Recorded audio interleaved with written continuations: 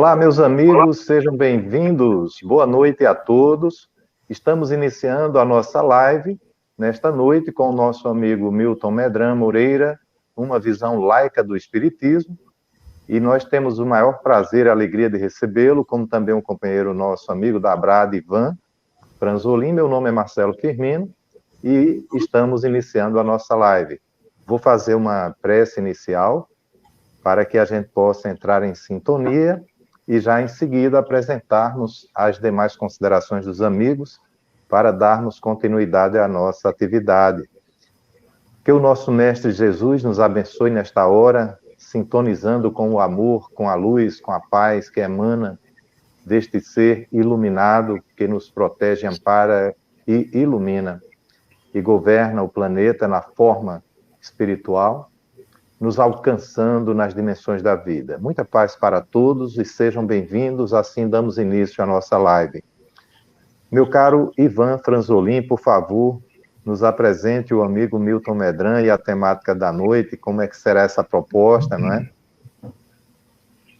Olá a todos os amigos da doutrina, os amigos do conhecimento espírita. É um grande privilégio, é uma honra, é uma verdadeira satisfação ter conosco uma pessoa do conhecimento, da experiência e da vivência do Milton Medran.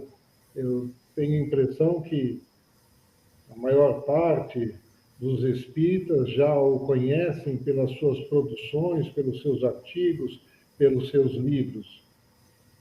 Tem uma visão muito clara, muito lúcida, muito objetiva do conhecimento espírita, que nós vamos querer aproveitar isso para o nosso enriquecimento. Como vocês viram na chamada, né, o Milton é jornalista, advogado, diretor do Centro Cultural Espírita de Porto Alegre, ex-presidente da CEPA, editor do jornal Opinião, autor de vários livros, podemos citar Direito e Justiça, Um Olhar Espírita, Se Todos Fossem Iguais, coautor do livro Espiritismo na Perspectiva Laica e Livre Pensadora, junto com o nosso amigo Salomão Jacó. Então, Milton, eu gostaria que você falasse de modo geral, e você tem um desafio aqui, porque nós vamos precisar que você fale, Milton. Quando nós falamos uma visão laica, a palavra laica não é muito conhecida, né? E mesmo aqueles que conhecem têm uma visão reduzida do seu significado.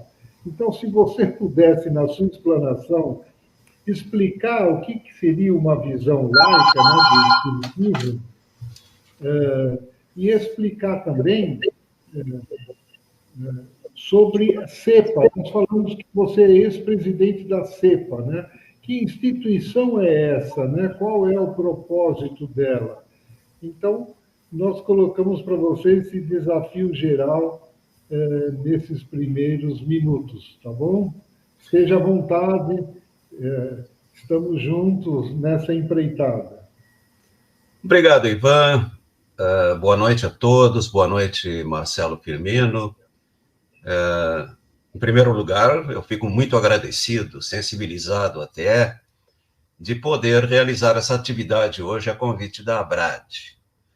A Abrad, todos nós conhecemos a sua história, que vem lá dos tempos do Deolindo Amorim, que, por sua vez, teve em sua vida uma ligação muito estreita com a CEPA, ele que foi o fundador da, então, Associação Brasileira de Jornalistas Espíritas, mais tarde transformada em Associação Brasileira de Divulgadores do Espiritismo. O Deolindo Amorim foi quem trouxe o segundo congresso da CEPA, no ano de 1949, 1949, creio, sim, para o Brasil, o segundo congresso da CEPA. Foi realizado no Rio de Janeiro, sob os auspícios da Liga Espírita do Brasil, a qual pertencia esse grande pensador que foi Deolindo Amorim, e que é uma referência para nós da CEPA. Mas, falando em CEPA, se fala necessariamente nisso que a CEPA, nessa ideia que a CEPA vem desenvolvendo há muitos anos, que é o do laicismo, que é uma visão laica do espiritismo. A CEPA, a história da CEPA, muito resumidamente, ela foi fundada lá em Buenos Aires, e o seu primeiro congresso foi lá realizado, em 1946, depois em 1949, no Brasil, no segundo congresso. Qual era o objetivo? O objetivo era unir as forças espíritas da América numa grande confederação. Ela se chamava, então, hoje não se chama mais confederação, hoje a CEPA é uma associação espírita internacional, mas dentro do espírito, da visão da época, visava congregar federações, instituições espíritas da América, numa espécie de... buscando uma visão kardecista, tanto quanto possível unificada de espiritismo. Tá? E nunca teve uma visão religiosa. Desde os seus primórdios, a CEPA foi criada pela Confederação Espírita Argentina, e o espiritismo argentino sempre teve uma feição mais laica, isto é, não via o espiritismo como religião, e nós entendemos assim, e entendemos que Kardec também jamais entendeu o espiritismo, projetou o espiritismo para ser uma religião. E com essa visão neutra em matéria de religião, mas profundamente espiritualista, profundamente filosófica, desenvolvendo as ideias da imortalidade do espírito, da reencarnação, a CEPA veio se desenvolvendo com diversos congressos, porque a história da CEPA é a história dos seus próprios congressos. A CEPA sempre projetou a sua história através da realização de congressos que eram feitos, levados a cabo de 3 ou de 4 em 4 anos, hoje é de 4 em 4 anos, em diversos países da América. Mais recentemente, a CEPA, principalmente depois que John Spurua, que é um grande pensador espírita venezuelano, assumiu a presidência da CEPA, lá pela década de 80, a CEPA ela passou a ter uma visão efetivamente laica de espiritismo, desenvolveu mais essa ideia de... Porque, enquanto uma confederação que era, ela buscava, evidentemente, uma síntese das diversas visões de espiritismo que se tinham na América. Mas a partir, notadamente, da condução que lhe deu esse pensador venezuelano, John Spurua, a CEPA passou a congregar, muito mais do que instituições, a congregar pessoas, a congregar pequenos grupos, às vezes, ou simplesmente pessoas que desenvolvem essa ideia de um espiritismo não religioso. E a partir de então, a CEPA já não busca esse ideal de unificação, que nós entendemos seja um ideal não compatível com o nosso tempo. Essa ideia de unificar o espiritismo, de todo mundo ter uma mesma visão. O espiritismo ele é tão grande, nós entendemos, ele é de uma abrangência tal. Veja como é que quando Kardec perguntou na questão número 23 do Livro dos Espíritos, o que é o espírito? Os espíritos responderam assim: o espírito é o princípio inteligente do universo. Ora, sendo o espírito o que nós podemos dizer a matéria-prima do conhecimento espírita, ele tem a dimensão do universo. E tendo a dimensão do universo, ele não pode ser uma seita, uma religião, ele tem que ter uma visão abrangente, uma visão que hoje se pode dizer ecumênica, mais especialmente holística da vida, a partir da ideia fundamental do espírito. Ora, a partir dessa visão fundamental do espírito, nós passamos a ter uma visão muito diferente da cultura que o Ocidente desenvolveu, uma cultura materialista, que a partir principalmente do século XIX, que é quando o espiritismo nasce, essa cultura passa a desprezar as questões da imortalidade do espírito, a questão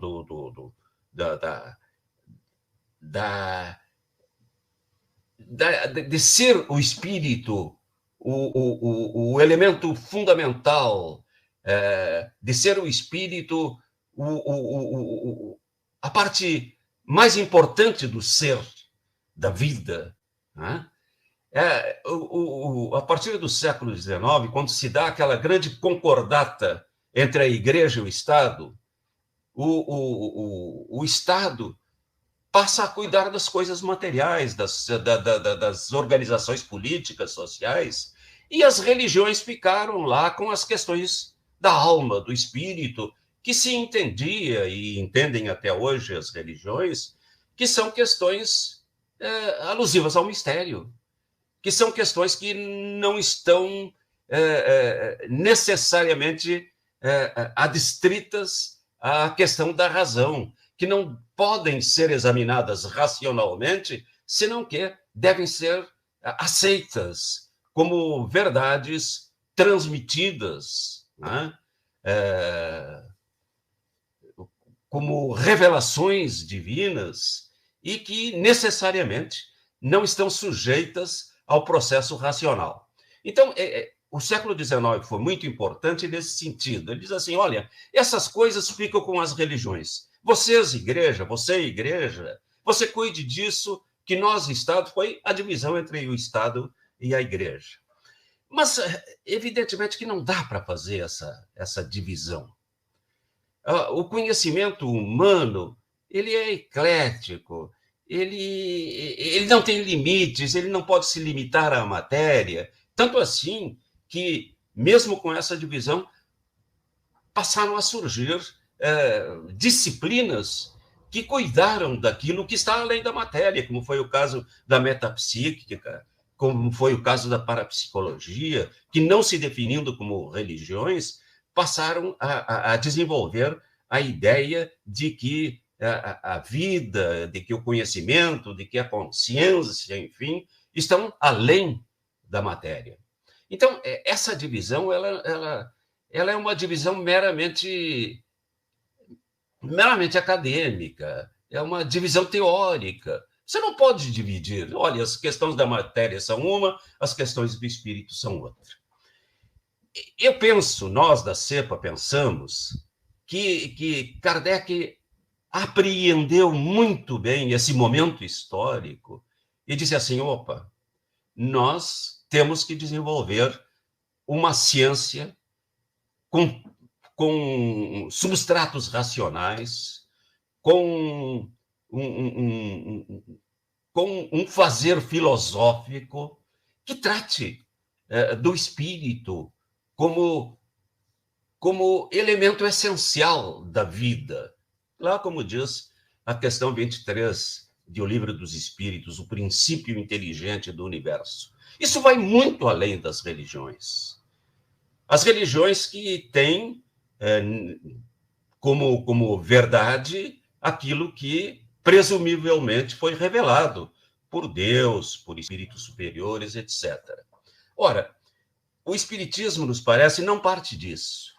Ele parte daquilo que Kardec definiu como lei natural. Está lá muito bem definida na questão número 614 de O Livro dos Espíritos, quando Kardec pergunta o que é a lei divina, e os espíritos respondem: a lei divina é a própria lei natural. É aquela que nos indica o que devemos fazer e o que não devemos fazer, e o ser humano só é infeliz quando dela se afasta, quando se afasta da lei natural. Isso parece, e depois vai dizer, algumas questões adiante, que a lei natural, muito mais do que uma revelação, ela está gravada na consciência do ser humano. Então, a partir disso, a ideia do espírito, ela deve ser apreendida, deve ser tratada, deve ser estudada de uma forma racional. E por isso também que o espiritismo tem, nessa visão que nós desenvolvemos, um parentesco, ou uma origem, ou uma conexão muito profunda e muito forte com aquele momento histórico que antecedeu o advento do espiritismo, que foi o iluminismo, que foi esse momento em que o ser humano ele se emancipa das suas crenças reveladas para desenvolver as grandes questões humanas a partir da razão, do racionalismo, né? que se dá maior amplitude ao pensamento, ao livre pensamento, que a religião combateu, naquele mesmo século XIX, combateu de forma muito vigorosa. Eu gosto sempre de lembrar de uma encíclica do Papa Gregório XVI, lá nas primeiras décadas do século XIX, antes de Kardec, que a encíclica se chamava Mirari Vos, e que foi um documento fortíssimo contra contra a separação do Estado e da Igreja. Essa foi uma das questões mais fortes que a encíclica espelhou, mostrou, expressou, e principalmente contra o livre pensamento, o desenvolvimento do livre pensamento, que o Papa chamou de essa coisa pestilenta que está se desenvolvendo contra a fé, né? Contra a supremacia da fé no conhecimento humano. E até então era aquilo, né? A teologia, a filosofia, se dizia em latim, filosofia ancilla theologiae.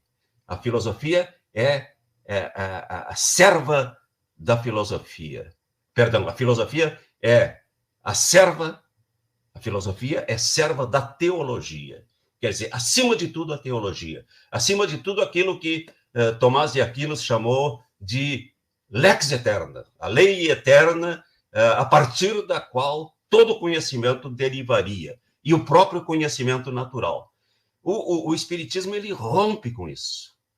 Ele rompe fundamentalmente com isso, com essa ideia da lei natural, né? Que é uma ideia que vai iluminar também o direito, né? Que já iluminara o direito com aquilo que se chama de direito natural, do qual, de cuja escola o holandês Hugo Grossio foi o principal vulto, né? Que dizia que existe uma lei natural que antecede a qualquer legislação humana, né? Essa ideia do direito natural, o Espiritismo assume inteiramente essa ideia nisso que ele chama de lei natural, e que, de uma certa forma, até poderia dispensar, embora o Espiritismo, embora Kardec trate do Espiritismo também como uma revelação, embora ele dê a essa palavra revelação uma conotação bem diferente da revelação religiosa. Ele entende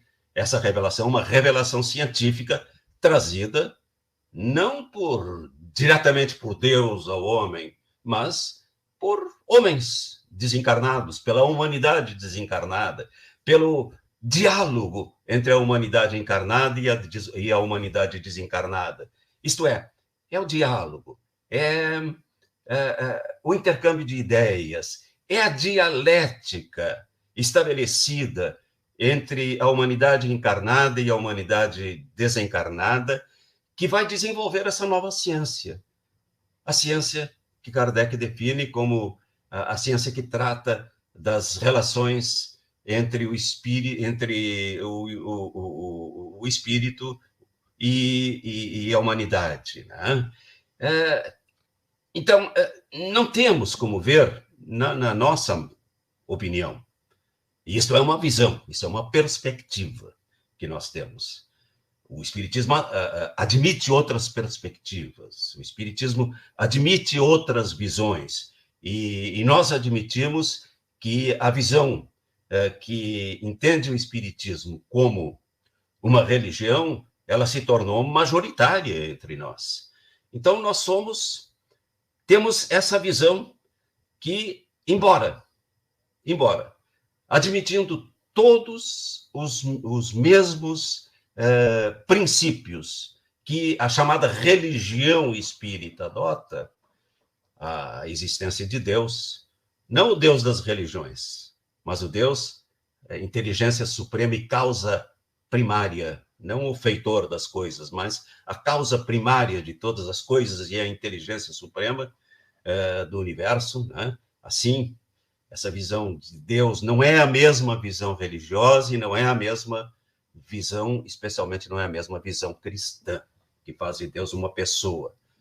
Para a questão número 1 do Livro dos Espíritos, Deus não é pessoa, Deus é a inteligência suprema e causa primária de todas as coisas. Então, admitimos os mesmos princípios, a existência de Deus, a imortalidade do espírito, a comunicabilidade do espírito, a pluralidade de existências, essa lei extraordinária da reencarnação que se casa, que se coaduna com o grande princípio desenvolvido cientificamente no século XIX, que foi o princípio da evolução. Se tudo evolui, se toda a vida está num processo contínuo de evolução, por que a consciência ou o espírito, que para nós espíritas é a parte fundamental do ser humano, é a parte essencial, é a essência do próprio ser humano, por que isso não estaria também sujeito a um processo contínuo de progresso, de evolução, de transformação?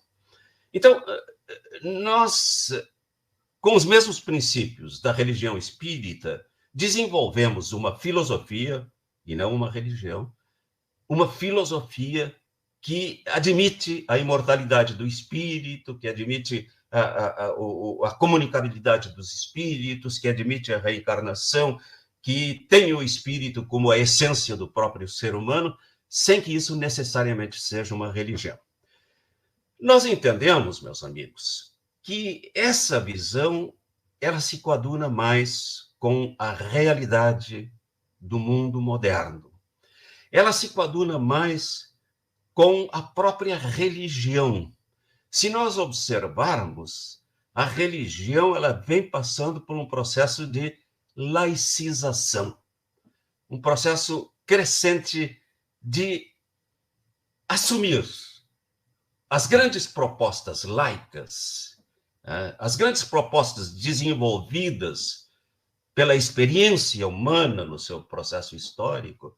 A religião está assumindo essas grandes questões e que ontem eram combatidas por ela. Eu já citei a questão do livre pensamento, que a igreja combateu de forma violenta, a liberdade de pensamento, a liberdade de crença. Isso era absurdo antes do iluminismo. Você colocar a liberdade de pensamento acima da fé, isso era pecado mortal, isso era sacrilégio, porque acima de tudo, como dizia Tomás de Aquino, está a lex eterna, da qual, e que é a própria revelação divina, e da qual a igreja seria a intérprete. sobrepor a razão a isso seria sacrilégio. E foram esses os termos das encíclicas, daquela encíclica e de outras do século XIX, que combateu de forma muito forte, de forma muito vigorosa a liberdade de pensamento. Até então, os reis e os papas faziam um conluio de poder. Né? Eram os papas que nomeavam reis ou eram reis que nomeavam papas, enfim, o poder religioso e o poder civil estavam mancomunados, né? A Revolução Francesa é que terminou com isso, e o iluminismo, essas ideias iluministas, essas ideias do racionalismo moderno, é que fizeram com que a humanidade desse esse grande passo. Então eu dizia, as próprias religiões estão se laicizando. A Igreja Católica, vou fazer 81 anos de idade, eu fui criado num lar catolicíssimo, eu fui para o seminário com 9 anos de idade, fui criança para o seminário, e saí com 15 anos de idade. No meu tempo de infância, a Igreja dominava o mundo ainda no Brasil. Né? A moral que se pregava era moral religiosa. Era aquela moral que combateu, por exemplo, o divórcio, e combateu de forma violenta o divórcio. Né? Aquele senador Nelson Carneiro, ele foi um herói na política brasileira, lutando contra isso, né? Que subjugava a mulher, né? São todas ideias cuja base estão lá na crença, estão lá na fé. Vem lá de Adão e Eva, né? Porque foi a mulher que fez o homem pecar. Enfim, nós estávamos impregnados. O iluminismo, o racionalismo moderno, ele rompeu com isso. E a religião, se quiser subsistir, como está lutando por fazer o Vaticano hoje, com um Papa progressista, que diz assim, quem sou eu para condenar a homossexualidade? Quem sou eu para dizer que não possa comungar, tomar a comunhão, que é proibido na igreja, um casal divorciado, um casal que esteja em segundas núpcias, porque isso é pecado mortal. Né? Pelos dogmas da igreja, isso é pecado mortal. Mas, pouco a pouco, a igreja vai assumindo esses ensinamentos que são de origem laica, que são de origem racional, que são experiências humanas que foram se desenvolvendo na história e que aprofundam e que trazem uma ética moderna, de igualdade entre todos, de tolerância, enfim. Então, o que eu costumo dizer é que a moral laica ela é superior à moral religiosa. Ela é bem superior à moral religiosa. A moral religiosa é fruto de um tempo. A religião ela se estabeleceu no mundo como uma forma de poder, né? E de dominação que criou normas próprias de moral. Né? Nós temos um pensador importantíssimo aqui no Rio Grande do Sul, que é Francisco Marshall. Ele diz que a religião não é algo natural. A religião não é algo natural, é algo político, é algo que a sociedade criou exatamente para legitimar o poder daqueles que se dizem mandatários da própria divindade, e contra isso não se pode lutar. Se foi Deus que me colocou aqui, se foi Deus que me deu esse poder, ninguém pode ir contra ele, porque eu sou um enviado de Deus. Isso nós encontramos ainda na política de hoje. Né? São ideias religiosas das quais o espiritismo está absolutamente divorciado. E é por isso que nós dizemos que o espiritismo ele é uma filosofia, sim, espiritualista, profundamente espiritualista, porque tem na sua base doutrinária a existência do espírito, e a gente poderia dizer que até isso resume o espiritismo. A ideia do espírito resume a própria essência do espiritismo. O próprio Kardec, em alguns momentos da sua obra, ele trata o espiritismo apenas como isso, né? Quando ele diz, por exemplo, que o espiritismo sempre existiu em toda a história, ele está dizendo exatamente isso, que em toda a história se teve essa noção do espírito, essa noção da imortalidade, essa noção de que nós somos seres transcendentes, né? Enfim, a ideia do espiritismo ela não está vinculada à religião, muito embora Kardec seja um produto do seu tempo. Kardec tenha impregnações profundas da religião, da sua religião de berço, da religião do seu estado, do seu tempo, né, do catolicismo e do próprio protestantismo, ele que foi discípulo de Pestalozzi. Kardec tem impregnado, e isso está também na sua obra. Mas nós precisamos evoluir, fazer o espiritismo evoluir, da mesma forma que as religiões estão evoluindo, no rumo do laicismo. Hoje o Papa, quando faz a sua bênção, a sua audiência, lá, a hora do Ângelus, nos domingos, lá na sacada do Vaticano, ele não diz como os papas anteriores, sea laudato Jesus Cristo, seja louvado nosso Senhor Jesus Cristo. Ele diz, não, ele diz assim, bom pranzo, bom almoço, meus amigos, até outra oportunidade. Quer dizer, a igreja se laiciza, e eu dizia que no meu tempo de criança se falava em latim. A minha missa era rezada em latim, com o sacerdote de costas para o público, e um padre jamais poderia tirar a batina, transitar pela rua sem batina. Por quê? Porque eram características de uma época onde profundamente a religião dominava ainda, apesar de tanto tempo decorrido desde da emancipação pelo iluminismo, da emancipação pelo racionalismo. Meus amigos, eu acho que era isso.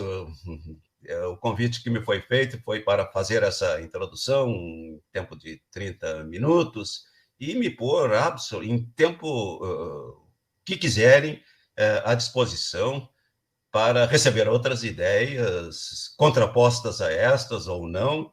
Enfim, o espiritismo ele é tão grande que ele admite visões diferenciadas, perspectivas diferenciadas. E essa vantagem nós temos, os espíritas. Apesar dessa nítida divisão que existe entre um espiritismo laico e um espiritismo religioso, nós todos temos os mesmos princípios. E desses princípios defluem, tanto para laicos como para religiosos, a inspiração da irmandade, da fraternidade, do carinho, daqueles que comungam em ideias principais, como disse Kardec no seu discurso do dia 3 de novembro de 1868, chamado discurso de abertura, né? Aquele laço, né? que a união, a conjugação de pensamentos que nos faz uma religião em sentido filosófico. Aí ele utilizou essa expressão, religião em sentido filosófico, isto é, esse laço que une pessoas que pensam que têm princípios iguais. E nós, espíritas, graças talvez aos esforços de nossos antepassados, que trouxeram, enfim, o pensamento de Kardec, e que está em contínuo desenvolvimento, e isso nós assimilamos, de que esses princípios, que são únicos, que são comuns a nós, religiosos ou laicos, defluem desses princípios, eles inspiram a irmandade, a fraternidade, a liberdade de pensamento e, acima de tudo, uma visão de mundo que é uma visão que é totalmente oposta ao materialismo. É isso aí, meus amigos. Fico inteiramente só para outras considerações que quero trazer. Muito bem. O Ivan já está pronto? Uma pergunta, Ivan? A Regina Lúcia de Arruda, ela foi a primeira pergunta lá no chat, depois foi a de Ivan. Eu vou trazê-la, Ivan, enquanto você já faz a sua preparação, pode ser? Na verdade, essa pergunta, essa colocação de Regina Lúcia para o Milton, de certo modo, o Milton tratou dela ao longo da sua exposição, quando ela apenas quer confirmar com você, né, Ivan? O espiritismo, o espiritismo filosófico, humanístico, laico, é aquele que não pertence a clero nem a uma ordem religiosa, leigo? Ele não pertence e não desenvolve nenhuma ideia de autoridade religiosa, né? E Kardec classifica isso como uma das características da religião, e também por aí ele diz que o Espiritismo não é uma religião porque ele não tem sacerdotes, ele não tem rituais, ele não tem igrejas, né? Então, sim, o Espiritismo laico é este, que leva muito a sério essa ideia de que não temos, tampouco os médiuns, os grandes médiuns, muitas vezes tidos como missionários especiais, espíritos superiores, que podem nos aconselhar e que nós devemos fazer tudo o que eles dizem. O fato de ser médium não lhes dá essa autoridade, né? Porque eles são médiuns de espíritos. E os espíritos, tanto quanto os homens encarnados, também têm suas ideias impregnadas, e nem sempre o que é dito por um grande médium, ou que presumivelmente é assinado por um espírito tido como superior, está de acordo com essa visão que o espiritismo tem, eminentemente racional, que submete, acima de tudo, à razão e às leis naturais, eventuais revelações de espíritos superiores, ou ditas ou produzidas por médiuns, muitas vezes tidos como sacerdotes de uma religião, que absolutamente eles não são. Milton, queria que você confirmasse, eu entendi que você, pela sua fala, você já confirmou, mas com outras palavras. Estudos recentes mostraram que o espiritualismo racional vigorava na França em 1830, na Universidade de Sorbonne, e provavelmente influenciou os franceses, né? Incluindo Kardec. E essa visão do espiritualismo racional, ela também era uma visão laica, não era? Na verdade, o século XIX ele se caracterizou muito por isso. Ele tinha um pé ainda na igreja, na fé cega, né? Havia povos do Ocidente, como era o caso da Espanha, onde se queimaram livros espíritas por ordem de um bispo, né? Porque eles violavam a verdade da igreja, e um bispo tinha autoridade para isso, quer dizer. Então, o século XIX ele transitava ainda entre o dogmatismo religioso, que, por exemplo, na Espanha era muito forte, a França buscava se libertar disso, né? como sede que fora da Revolução Francesa, dessa mudança de visão do homem e do mundo, né? Mas, enfim, então, o século XIX ele transitava por essas duas ideias, ele se mantinha preso ainda muito à verdade revelada, à verdade religiosa, e, por outro lado, era iluminado pelas ideias racionalistas, pelas ideias do espírito, enfim. E o espiritualismo racional, do qual, aliás, o Paulo Henrique, ele trata muito bem em sua obra, seria uma corrente ainda com bastante força no meio acadêmico, o que hoje não tem. A academia hoje, ela você não pode falar no espírito dentro da academia. fruto dessa divisão teórica que a modernidade trouxe. Olha, religião trata de espírito e nós tratamos do resto.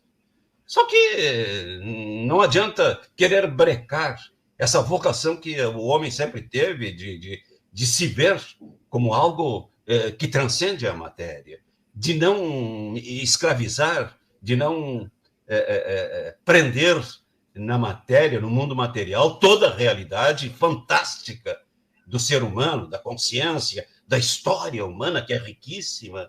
Como aprisionar isso numa ideia materialista? Como aprisionar isso no breve espaço de uma vida entre o berço e o túmulo? Quer dizer, tudo sugere, toda a cultura humana de todos os tempos, sugere que nós somos um pouco mais do que isso. Agora, talvez porque as religiões tenham abusado, talvez porque as religiões, ao invés de cuidarem do espírito, cuidaram muito mais das questões terrenas, formando grandes estruturas de poder que dominaram o Ocidente durante 1000 anos, né? Durante toda a Idade Média, a Igreja era a grande orientadora de toda a cultura humana, de toda a vida humana. Então, talvez porque as religiões não tenham sabido tratar dessas questões de uma forma racional e filosófica. Aliás, Kardec diz muito bem isso no primeiro capítulo do livro O Céu e o Inferno, quando trata dos caracteres da revelação espírita, né? Ele trata muito bem disso. As religiões se desviaram daquilo que deveria ser o seu objeto de estudo, que é o espírito, que é a vida transcendente do ser humano, né? E talvez por isso mesmo se deu um basta isso. Olha, daqui para diante o Estado não vai cuidar dessas coisas, vocês cuidem disso. Vocês, religiões, cuidem disso, que nós vamos cuidar de outras coisas. Então, com isso, a cultura humana ela se limitou à matéria. E é só pela porta dos fundos que, às vezes, grupos de cientistas, como acontece principalmente nos Estados Unidos, onde a questão, por exemplo, da reencarnação é estudada de uma forma muito séria e por alguns grupos acadêmicos, como foi o caso de Ian Stevenson, na Universidade de Virgínia, cujo trabalho continua com outros que o sucederam, como acontece com aquele grande grupo de cientistas que se reúne eventualmente no sul da Califórnia e que, sem se declarar religiosos, cuidam desses fenômenos psíquicos a partir do fenômeno da quase-morte, por exemplo, a partir do estudo de crianças crianças gênios que trazem conhecimentos. Agora, essa semana desencarnou Nelson Freire, que numa belíssima crônica escrita eu até reproduzi esses dias na internet, uma belíssima crônica do Rubem Alves, que foi conterrâneo dele na cidade de Boa Esperança, em Minas Gerais. Eles foram crianças juntos, o Rubem Alves, um pouco mais velho que ele, assistiu o Nelson Freire chegar na casa de uma professora de piano e ver um piano e sair tocando com 3 anos de idade, uma peça clássica. Aos 4 anos de idade, ele deu um concerto. Foi alguém que não pode ter aprendido isso em 3 anos, com 3 anos de vida. Seria um absurdo, né? Então, esses fenômenos eles são estudados por grupos de cientistas, mas que têm muita dificuldade em levar isso para a academia. Então, eles formam grupos diferenciados, né? Que apresentam os seus trabalhos de forma acadêmica, mas a cultura acadêmica oficial ela não pode transcender a matéria e está presa à questão material, né?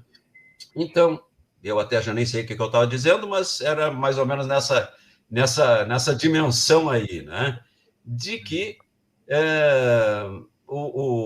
a cultura moderna ela é materialista ainda, e o espiritismo é ainda um projeto. Ele é ainda um projeto porque a proposta espírita é uma quebra de paradigma. A proposta espírita, a filosofia espírita, eu posso dizer assim, eu gosto até de dizer a escola filosófica espírita, porque o espiritismo forma uma escola filosófica diferenciada, né?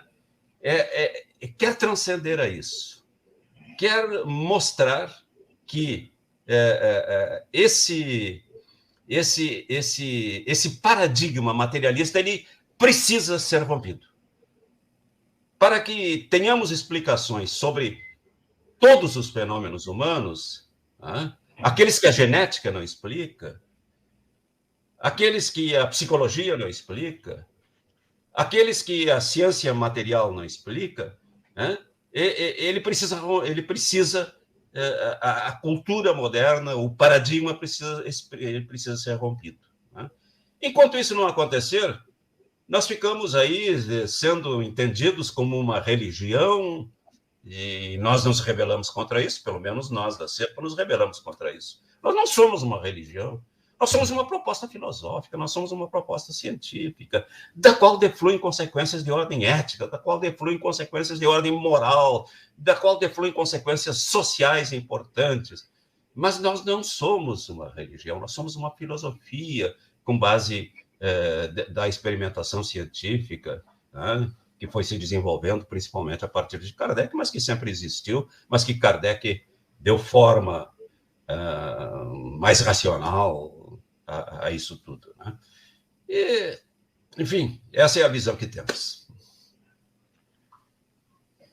Ok.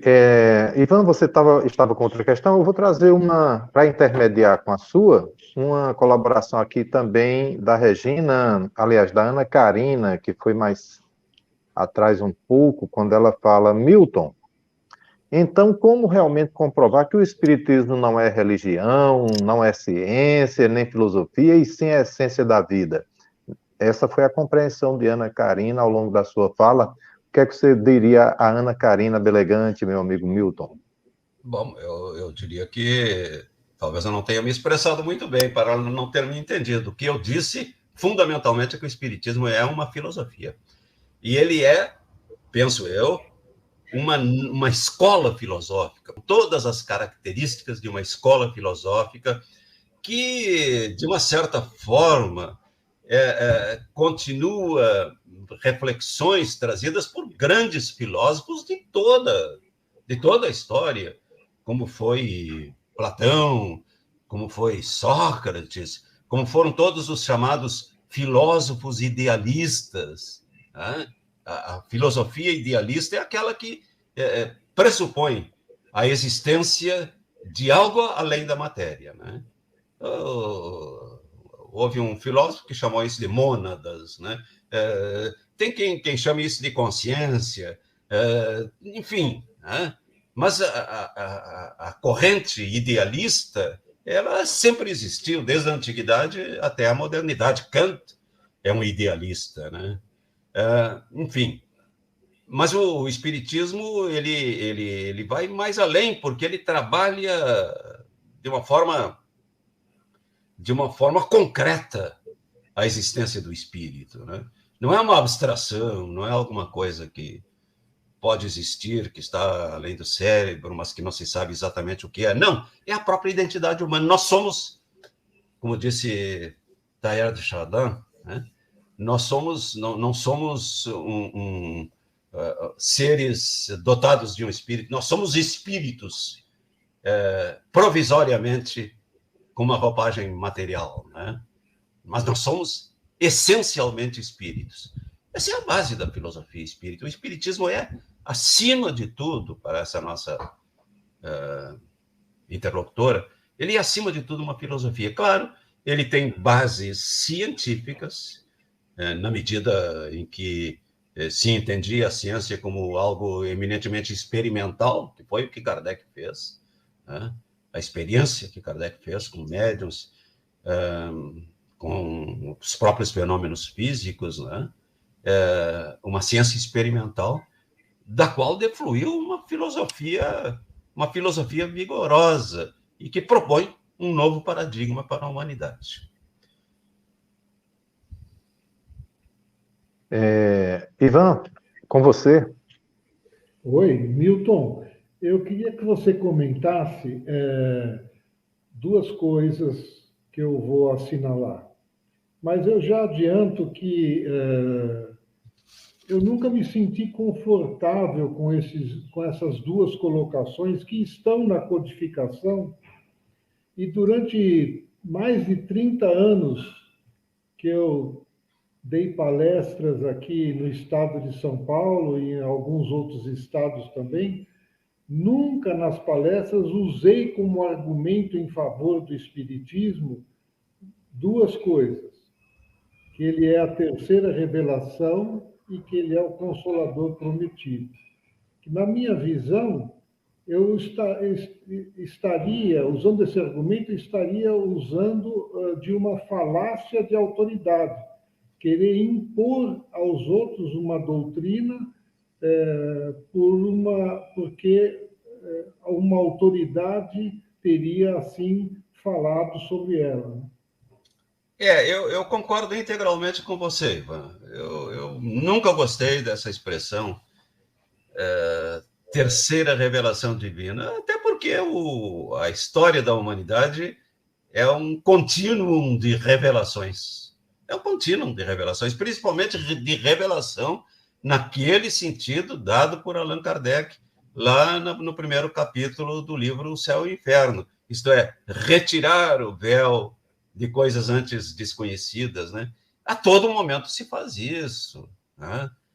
Todas as culturas fazem isso. Agora, é aquilo que eu também disse, Kardec era o homem do seu tempo, com as suas impregnações culturais, religiosas, e fincou muito a ideia do espiritismo nesse patamar histórico do Ocidente, que teve uma primeira revelação judaica com Moisés, que teve uma atriz aí, e que depois, nessa mesma sequência, teve Jesus de Nazaré, que trouxe, que ventilou aquela ideia judaica, né, com a ideia do amor, e que seria, para os cristãos, a segunda revelação, e Kardec insere aí o Espiritismo como uma terceira revelação.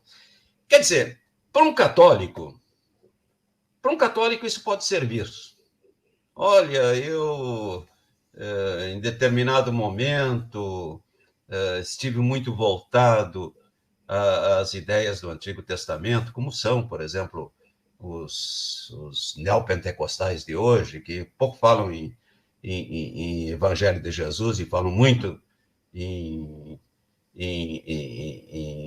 capítulos do Antigo Testamento, e a história, que para mim é feita de mitos, né? Da Bíblia, do Antigo Testamento, né? Quer dizer, para quem vivenciou isso, pode ser uma terceira revelação, um terceiro momento, mas isso não se aplica à humanidade, isso não se aplica à grandeza do Espiritismo, isso não se aplica à proposta universalista, eclética, mundial, assimiladora da cultura humana a partir da ideia do espírito, né? Isso não se aplica.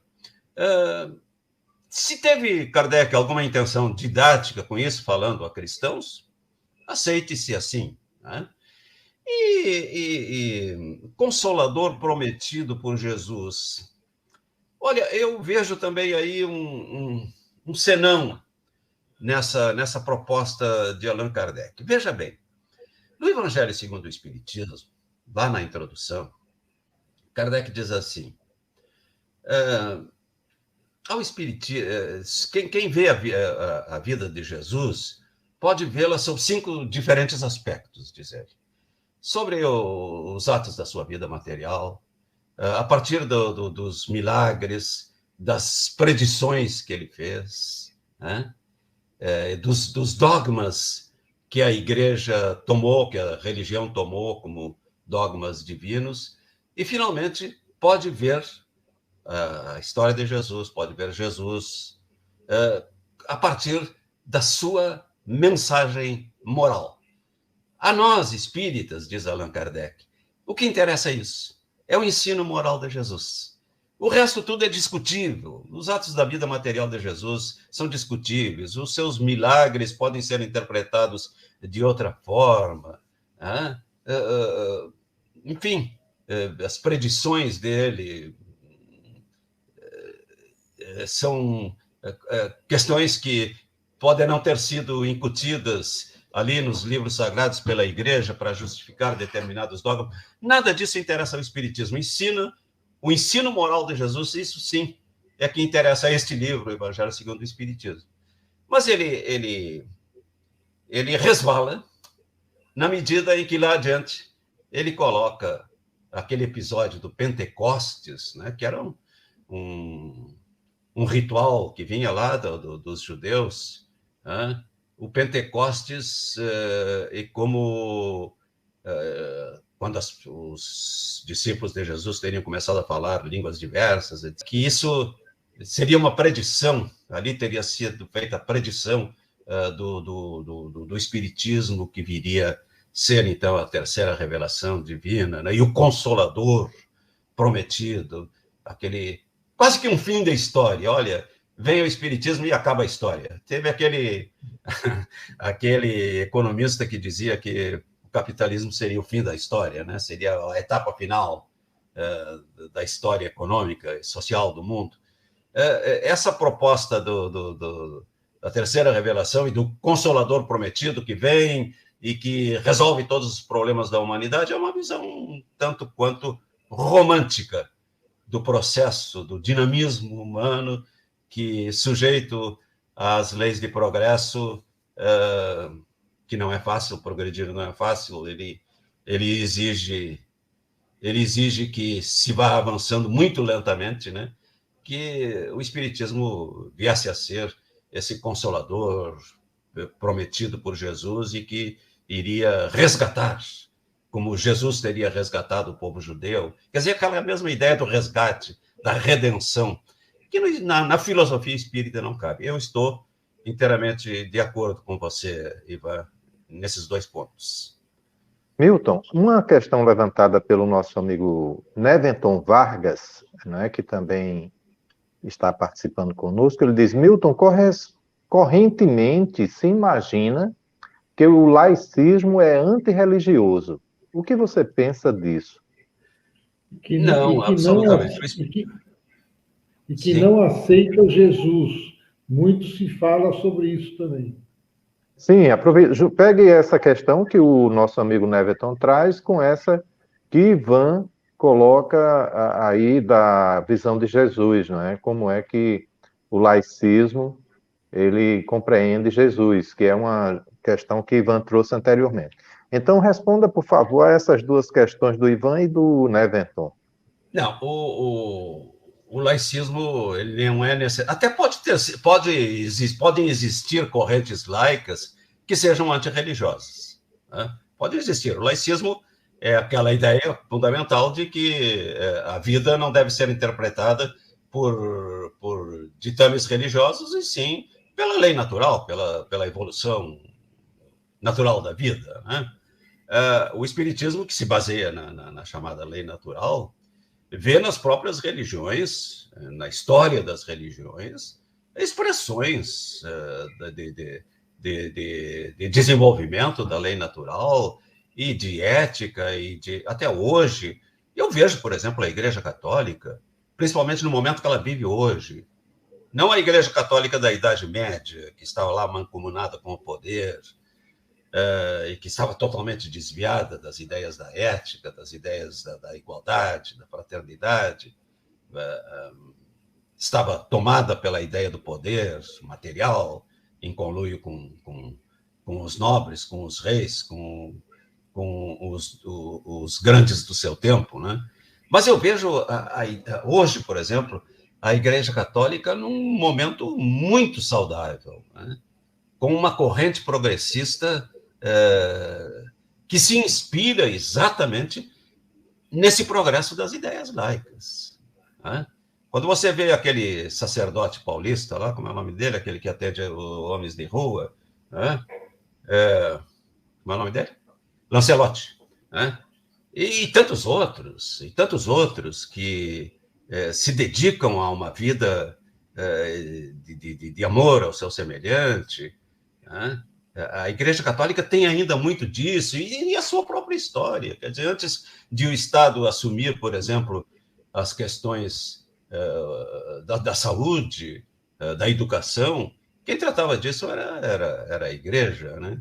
Quem acolhia doentes que não podiam pagar hospitais, que não podiam pagar, era a própria Igreja, né? E a Igreja tem muito disso, ela tem na sua história toda, ao lado do autoritarismo, ela tem muito também de amor. Ela, ao mesmo tempo que tinha a Inquisição, que matava um pensador extraordinário, como foi Bruno, né? Ao mesmo tempo, ela tinha um Francisco de Assis, e tem ainda, né?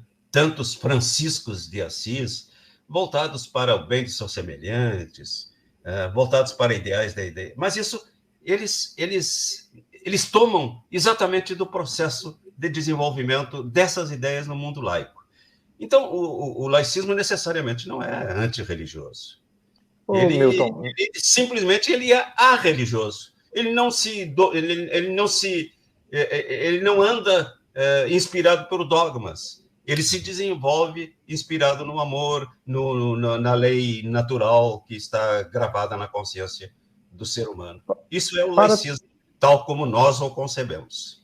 Entendi. O Milton Medrano, para a gente fazer um paralelo, você se apresenta aqui conosco como um filósofo espírita, e daí o laicismo, por não reconhecer esse aspecto predominante da religião.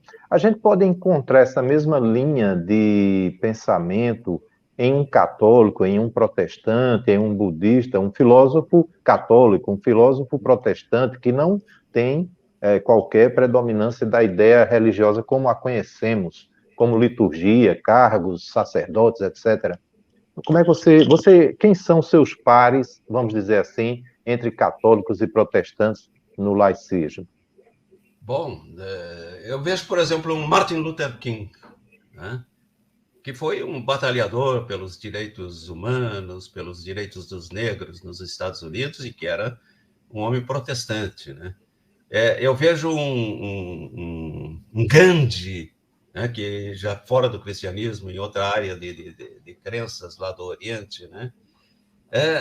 E assim, inúmeros cristãos, muçulmanos, judeus, enfim, pessoas das mais diferentes crenças e ateus, como foi, por exemplo, o Betinho, que desenvolveu a maior, antes que o Estado assumisse programas contra a fome, ele pessoalmente desenvolveu extraordinárias campanhas contra a fome, desenvolveu um programa de assistência aos famintos do Brasil, e ele era ateu, né? Então, a crença, ela não são as crenças que movem o mundo, não são as crenças que fazem as pessoas melhores ou piores.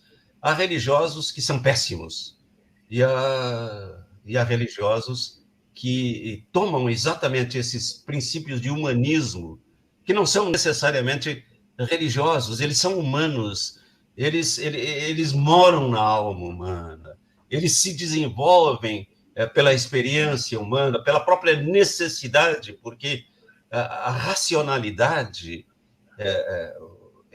a ética racional, ela vem nos mostrar o seguinte, que vale a pena ser bom, que desenvolvendo uma ética na vida, uma ética social, uma ética individual, nós necessariamente atraímos o bem para nós.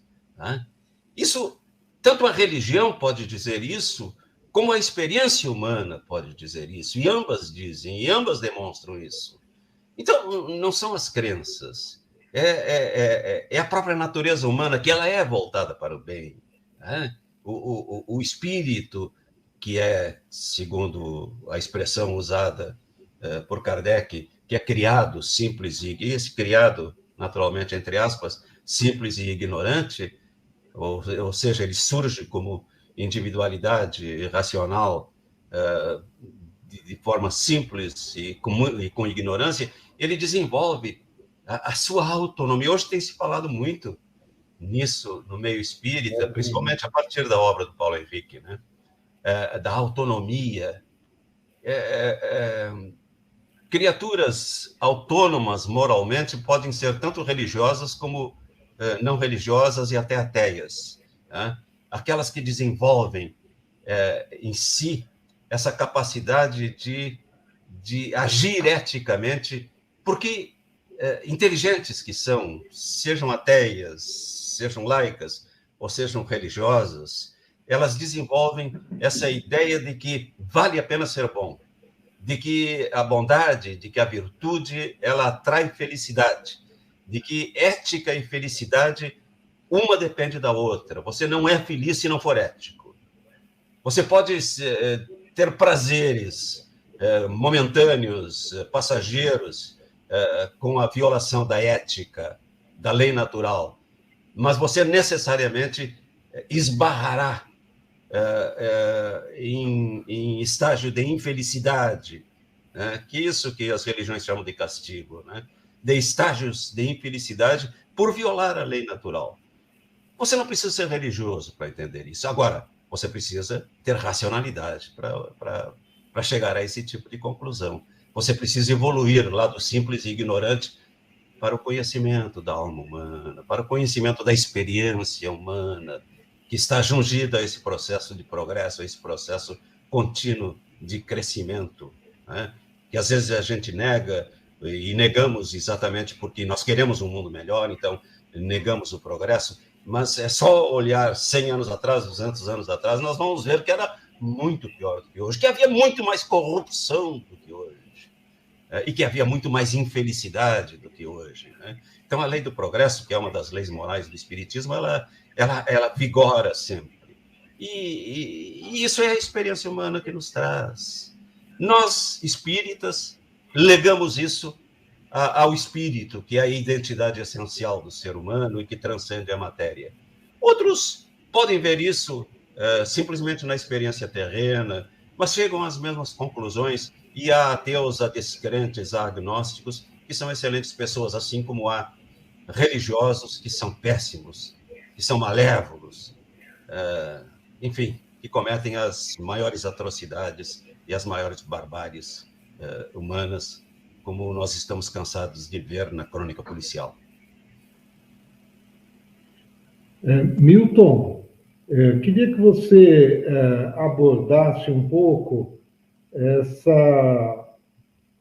conceito que alguns têm, que se você tem uma visão laica, você não sei se não aceita Jesus ou não considera relevante Jesus dentro do Espiritismo, né?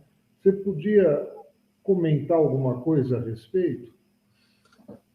Bom, Ivan, o Espiritismo ele nasceu no Ocidente, cristão, né, num mundo de tradição, de cultura eminentemente cristã, impregnado em toda a sua história, né, desde lá do século III da nossa era, todo o Ocidente foi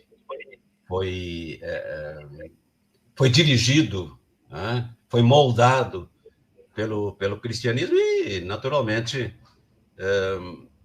se fez de Jesus algo que está entre o mito e a realidade. Hoje não se sabe o que é exatamente mito e o que é a realidade de Jesus, né? Agora, sobre a vida material de Jesus se sabe muito pouco. O que se sabe é de origem do próprio cristianismo, e lá se contam as histórias de que muita coisa foi ali inserida exatamente para servir, para legitimar o poder material da igreja sobre o mundo.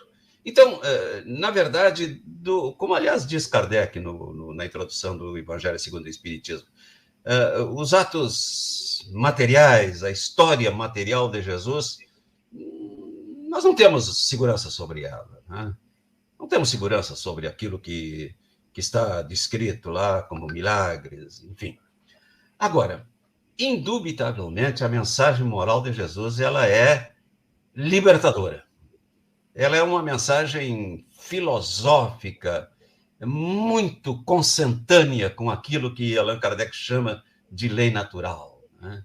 Do não fazer ao outro aquilo que não queremos que nos façam, de desapego à matéria, ao material, buscando valores superiores, de amor, de perdão. Quer dizer, dessa mensagem, desses valores, o Espiritismo está impregnado historicamente. Agora, fazer de Jesus um mito não é do feitio do Espiritismo, como não é do feitio do Espiritismo fazer de qualquer pessoa um mito, né?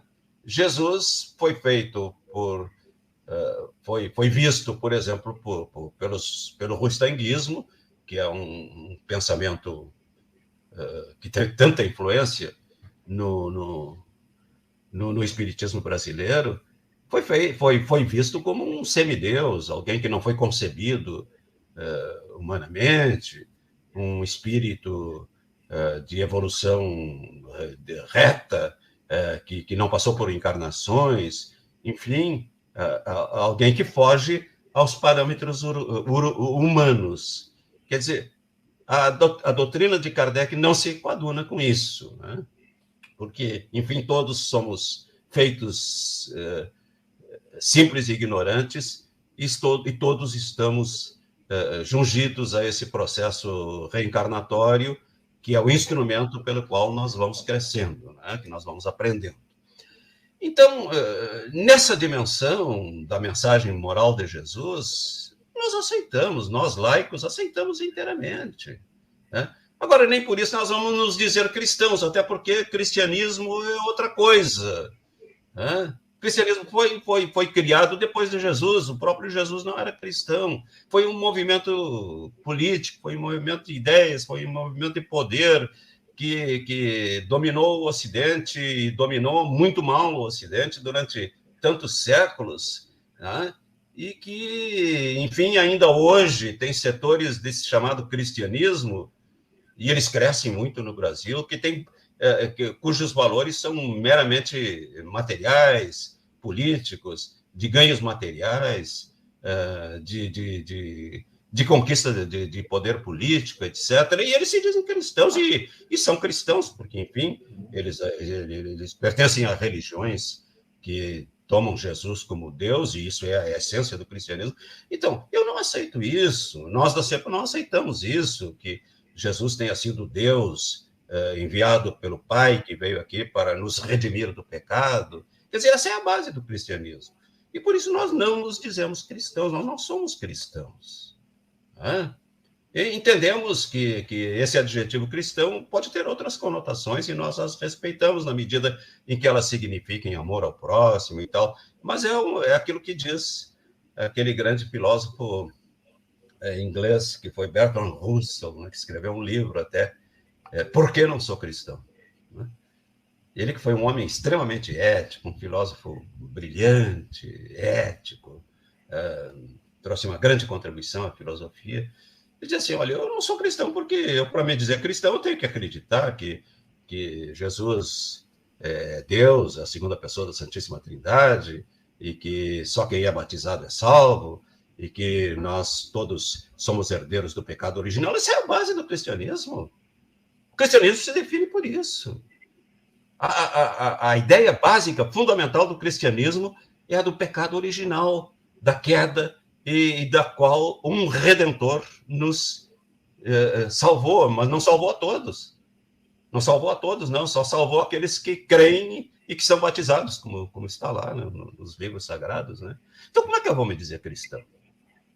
Eu admiro Jesus como uma figura extraordinária, um intérprete da lei natural, tanto nos seus dizeres como no seu procedimento, mas eu não aceito o Jesus Cristo, eu aceito Jesus de Nazaré, não o Cristo ungido de Deus, etc. Né?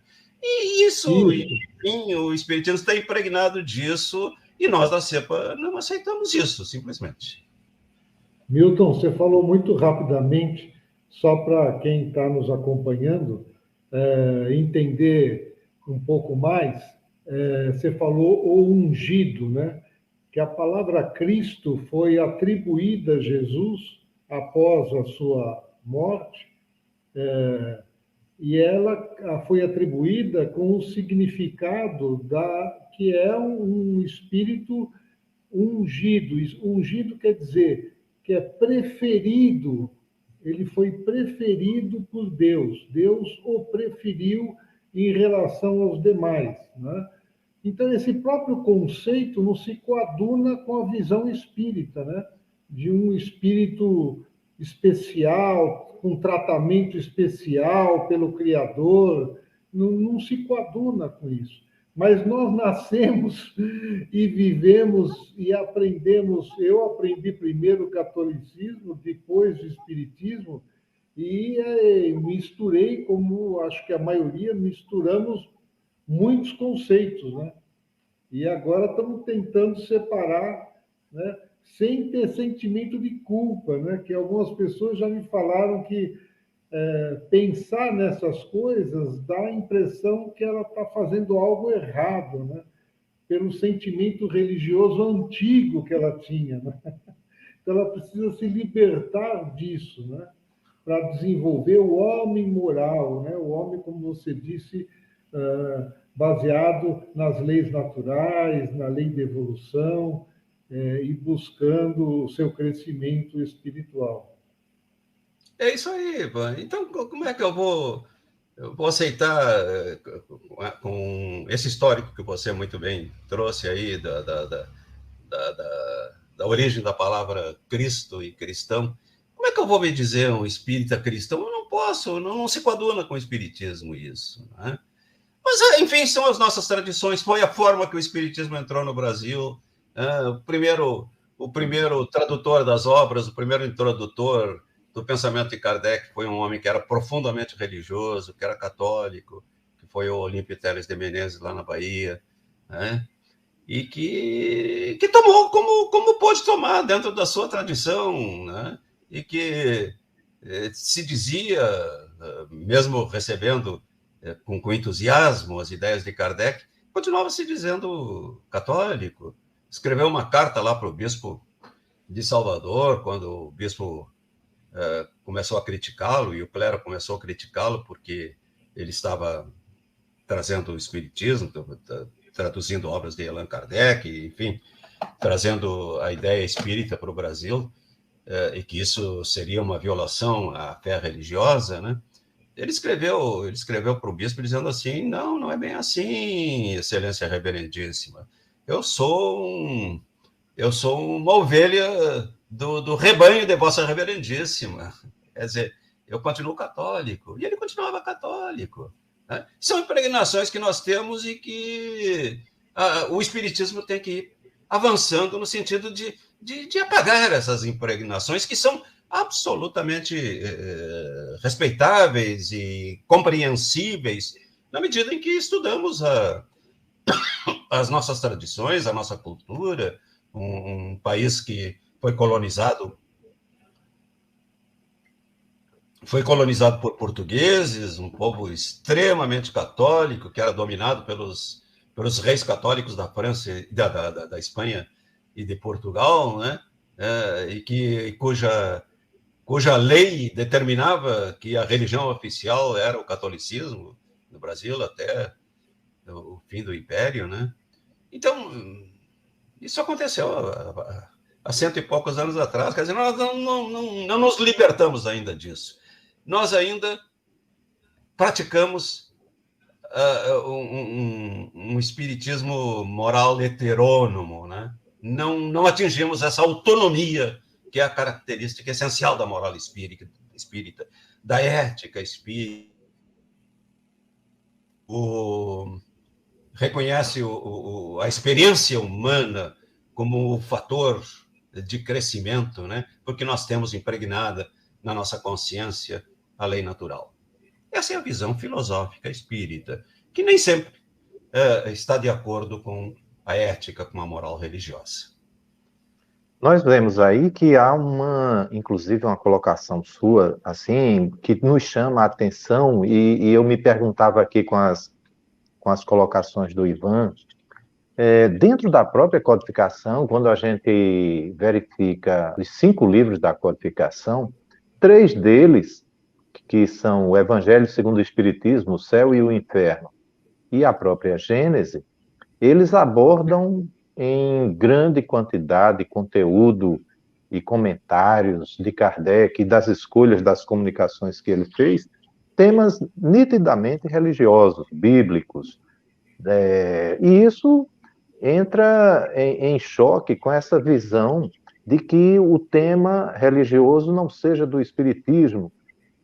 Quando a gente faz a primeira leitura da codificação, a gente vê claramente a religião ali dentro. Não há como separar o Evangelho segundo o Espiritismo, as profecias, os milagres, por mais que você faça uma abordagem científica, filosófica, e você se empenhe em separar esse joio do trigo no sentido das religiões tradicionais, das classes sacerdotais.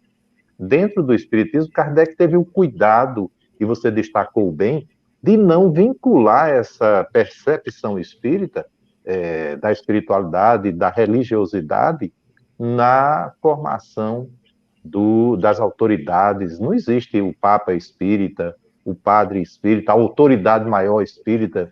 E aí, Milton Medrano, defender a filosofia espírita exclusivamente alheia a essa realidade da própria codificação é um grande desafio para você, para a CEPA, no âmbito do movimento espírita, que, como você disse, ele surge no seio da religião católica, a partir do próprio Luiz Olímpio, né? Bezerra de Menezes também traz uma contribuição nesse sentido, mas que, com o tempo, à medida que o próprio pensamento espírita vai se depurando e a gente vai aprendendo mais, a coletividade espírita vai aprendendo mais, a religiosidade vai tomando um outro sentido, que seria o sentido espírita. É possível a gente compreender a religiosidade espírita, como distinguir, mesmo com essa proposta da filosofia espírita, como você a defende, sem deixar de reconhecer uma realidade que tomou conta do movimento espírita, que está, como a gente destacou, na própria obra da codificação. Que ajustes e que compreensão você faria nesse momento final da nossa live? É um grande desafio aí que eu estou colocando agora na sua mão. Eu reconheço, Marcelo Firmino, que isso é uma realidade. Kardec escreveu para o seu tempo, dentro do seu entorno cultural, né? E um paradigma não se quebra de repente.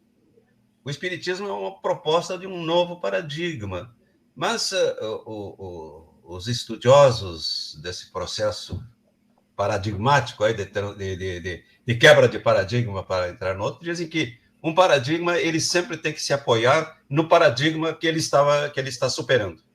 Ele se apoia ali para propor uma nova realidade. Kardec teve esse trabalho extraordinário de, num mundo eminentemente cristão, de um mundo em transformação, um mundo onde a ideia da espiritualidade era do domínio exclusivo das religiões, né? De romper com isso, dizer assim, olha, não é bem assim. A moral, ela tem outras fontes, e ela tem fontes melhores do que a simples revelação religiosa, né? E as tradições que nem sempre se coadunam com a racionalidade. Então, ele fez essa proposta, mas ele teve que se apoiar no paradigma vigente. E os espíritos com os quais ele dialogou também, né? Quem é que se interessava por questões da vida após a morte? Eram os religiosos. Então, quando Kardec ele vai entrevistar espíritos, que desenvolvem ideias sobre a imortalidade do espírito, sobre a existência do mundo material, ele vai naturalmente atrair quem? Ele vai atrair aqueles que trabalharam com essas ideias no único reduto onde poderiam trabalhar com essas ideias, que era o mundo religioso. Né? Então, aí vem São Luís, vem Santo Agostinho, vem Lamennais, que foi um sacerdote francês muito progressista e que é um dos espíritos que acorre ao chamamento de Kardec para trazer essa nova realidade do mundo espiritual e tal. Né? Então, tanto Kardec, ele, o sistematizador, o codificador, o fundador, seja lá como o queiramos chamar, do espiritismo, quanto os espíritos com os quais ele dialoga, estão impregnados das ideias religiosas, porque as ideias da imortalidade, as ideias da sobrevivência do espírito, da alma, né, era do domínio das religiões. Mas ele faz muito bem essa transferência. Em primeiro lugar, dizendo que o espiritismo não é religião. Quer dizer, com tudo isso, tratando de alma, tratando de Deus, tratando de espírito, tratando de recompensas e de castigos, que hoje a gente procura superar também essa terminologia, né? Mas, enfim, de consequências pelo bem e pelo mal feito, ele são ideias que estavam aprisionadas na religião, ele tem que partir dali para propor um novo paradigma. E o espiritismo é uma ideia sempre em evolução, uma ideia sempre em crescimento, é uma ideia sempre em construção, que tem que se adaptar aos seus tempos. Tem que se adaptar ao seu tempo. Kardec previu isso também, quando prevê as diversas etapas pelas quais passaria o espiritismo. O período da curiosidade, depois viria o período filosófico, porque daquela curiosidade, daqueles fatos emanam consequências de ordem filosófica. Depois disso, o período religioso, né? O período religioso, o período de luta, né? Quer dizer, a luta contra essas ideias novas, ele teria que enfrentar isso. E depois o período religioso, que é aquele onde as pessoas lutando se juntam naquele processo de luta contra o materialismo e tal, e parece que isso é uma religião, e disso formam uma religião. Mas o espiritismo é mais do que isso, por isso ele passaria depois por um período que ele chama de um período intermediário, que eu acho que é esse que nós estamos vivendo agora. Um período intermediário que teria o seu... que ao seu tempo teria o seu nome, e eu chamo isso o período do livre pensamento, período da liberdade de pensamento, né? Para mim, claramente é o período que vivemos, para depois, não sei quanto, essas ideias ganharem dimensão cultural humana, né? E, enfim, com o nome de espiritismo ou sem nome de espiritismo, isso pouco importa. Né? Mas que essas ideias, que essa ideia da espiritualidade, que essa ideia de que nós somos eminentemente espíritos, nós somos seres transcendentes, seres em processo contínuo de transformação, que por aqui passamos momentaneamente, que avançamos e que podemos voltar, e que, enfim, estamos num processo contínuo de crescimento, essa é a ideia básica do espiritismo, que necessariamente não há de ser, por isso, uma religião, né? E que é um paradigma novo, que talvez, eu tenho muita esperança nisso, que a humanidade, com o sofrimento por que passa, com as decepções pelas quais passa, com o cansaço que o mal inflige, né? Porque o mal ele termina sendo um desafio extraordinário para mudanças, né? Com todos esses sofrimentos que a gente às vezes não sabe como definir, mas que eles sejam pedagógicos, que eles ensinem e que mostrem ao homem que nós somos um pouco mais do que isso, e que a vocação humana é grandiosa e que é capaz de atingir patamares melhores, né? Essa é a proposta progressista, livre, pensadora, laica do espiritismo. Maravilha, meu amigo, suas palavras finais, trazendo aí a sua compreensão desse momento. as ideias elas vão com o tempo encontrando seus espaços, sua maturidade, e todos nós vamos crescendo nessa convivência fraterna. A ABRAD é uma organização autoritária, fraterna, que busca o saber sem qualquer restrição, sem qualquer pendência, dando total liberdade à expressão das ideias. E a gente se sente aqui muito feliz, Medran, com sua participação, dos amigos da CEPA que ao longo de sua live participaram muito aí no nosso chat. Eu fiz questão de trazer todas as falas ao longo de sua palestra. A gente ia expondo aí na tela para os nossos convidados participantes assistirem também. Ivan vai fazer a nossa prece final e as palavras finais, mas, Medran, Milton, fique à vontade se você ainda gostaria de trazer alguma outra consideração, mas também use da palavra para se despedir dos nossos amigos que estão no chat e outros que virão assistir no futuro. Essa live será gravada. Eu fiquei muito feliz com sua participação e desejo que a gente tenha no futuro outras oportunidades de nos encontrarmos em espaços como esses, viu? Obrigado, Marcelo. Olha, a ABRAD está cumprindo a sua tarefa, né? Autoritária, pluralista. Muito bem, eu fico muito feliz com isso.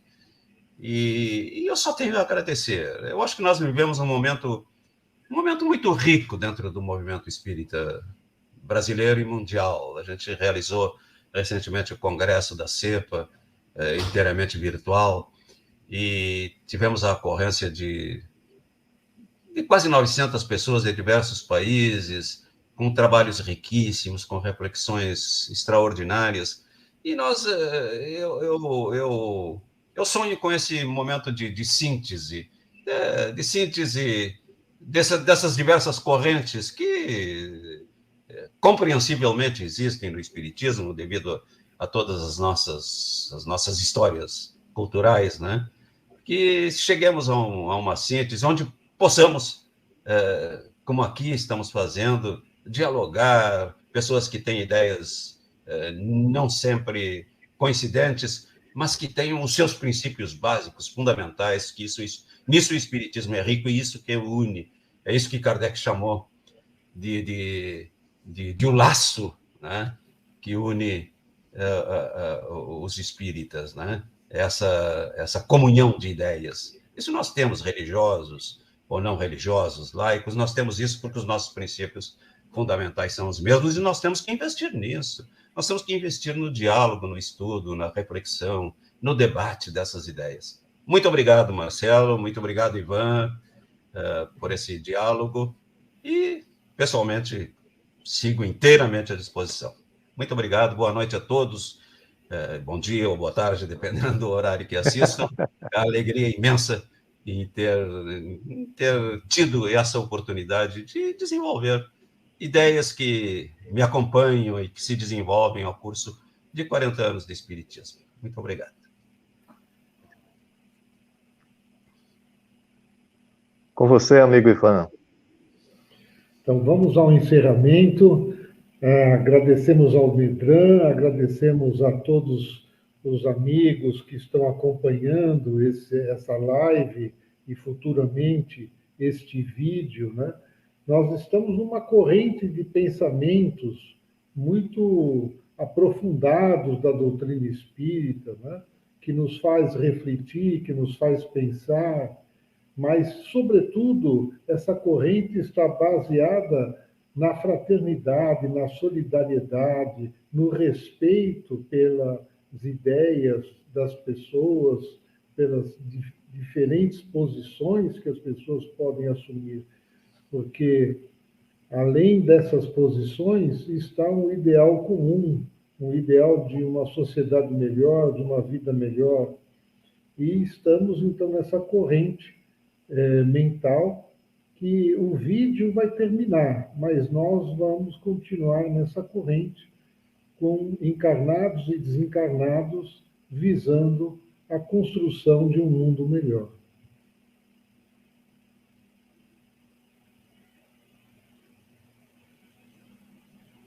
Muito bem.